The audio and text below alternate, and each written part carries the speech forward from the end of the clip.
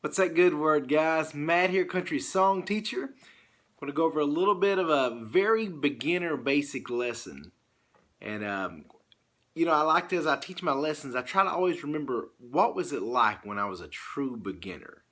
A lot of times you get a little more advanced and you get a little used to things and you forget how frustrating it can be starting out. And that's why I like to be a beginner guitar teacher, because I want to take people who know nothing about this instrument, kind of show them the basics, so that they can really, let me adjust my camera here, so they can really enjoy all this instrument has to offer. It's great for traveling. You have a lot of fun with it. So I want to talk about in this lesson how to stop that buzzing sound. I'm going to try to give you just a few pointers. One of the first things, this comes with this practice, is when your fingers are more calloused, they're going to have a more definite point to press the strings make a clearer sound.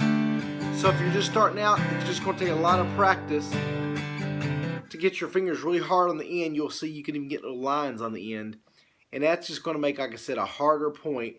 So the first point is just practice. A lot of people don't like to hear that, and I tell people that I recommend doing multiple short practice sessions, because that's what kind of breaks your fingers down, then hardens, breaks them down, hardens, as opposed to if you practice like an hour at a time, your fingers can really get to hurting. But practice 10-15 minutes, set it down, come back later in the afternoon, another 10 minutes, set it down, another 5 minutes. I like doing multiple short practice sessions, teaches that muscle memory. The second thing I would say is make sure when you press the strings, you're pressing close to this fret bar.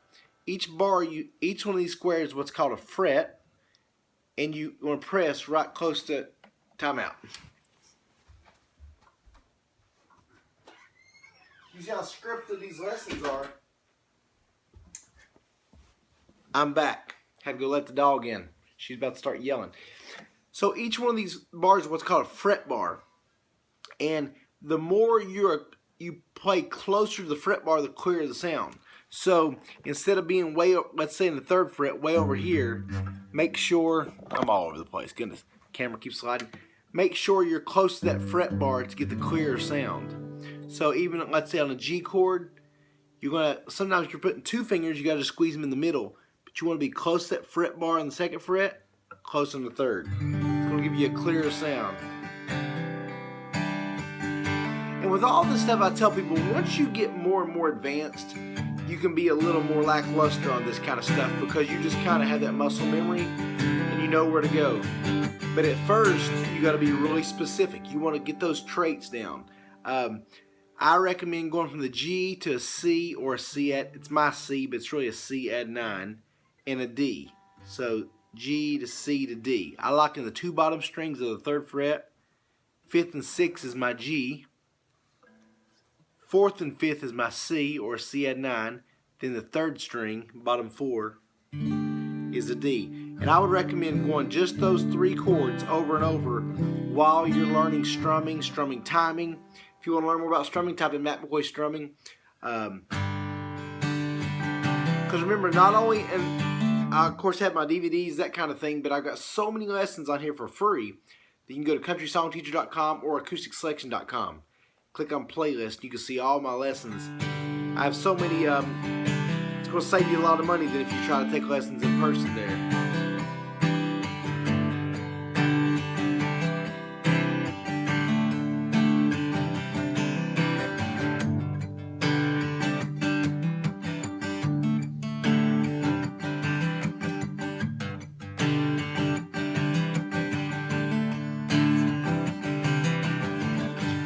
One more tip there.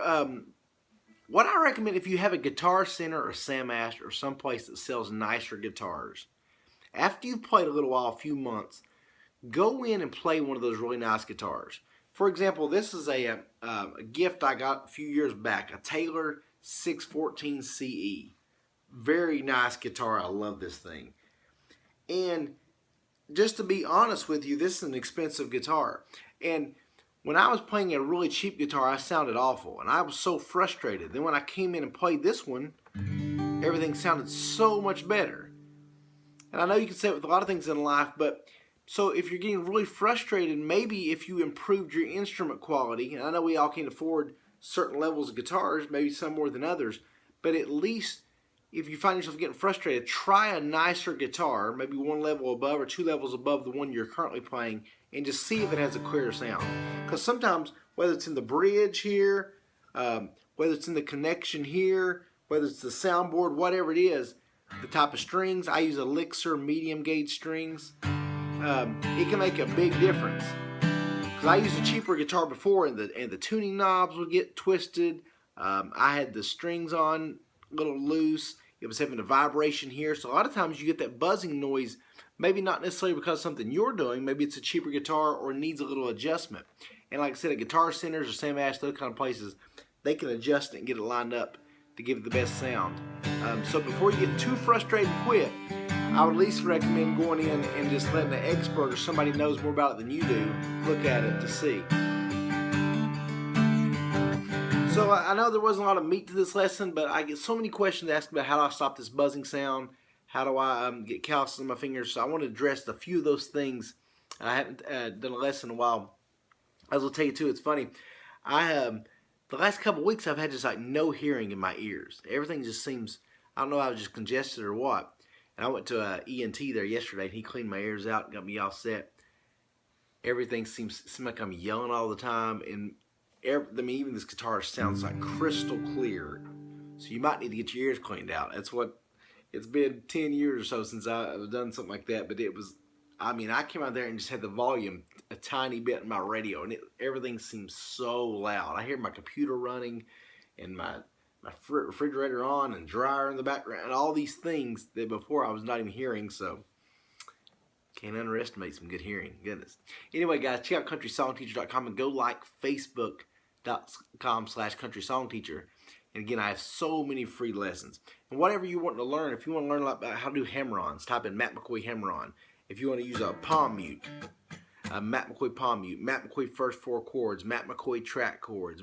So whatever you want to learn, type like easy way to play the F chord, easy way to play a B minor chord,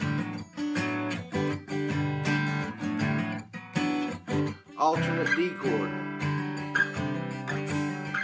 all kinds of things. Type in Matt McCoy and then what you're wanting to learn. I've probably done a lesson on it for you beginners.